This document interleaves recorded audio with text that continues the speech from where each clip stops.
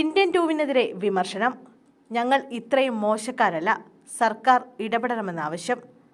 ശങ്കർ കമലഹാസൻ ടീമിന്റെ ഇന്ത്യൻ ടൂവിനെതിരെ വിമർശനം. തമിഴ്നാട്ടിലെ സേവാ ജീവനക്കാരാണ് ചിത്രത്തിനെതിരെ രംഗത്തെത്തിയിരിക്കുന്നത്. ജൂലൈ 12-നാണ് ചിത്രം തിയേറ്ററുകളിലെത്തിയത്. തങ്ങളെ മോശക്കാരായി ചിത്രീകരിച്ചുവെന്നാണ് ജീവനക്കാർ ആരോപിക്കുന്നത്. ഇന്ത്യൻ ടൂവിലെ ഒരു രംഗത്തിനെതിരെയാണ് അവർ വിമർശനം ഉന്നയിച്ചത്. സേവാ ജീവനക്കാരെ കൈക്കൂലിക്കാരായാണ് ഈ രംഗത്ത് ചിത്രീകരിക്കുന്നത്.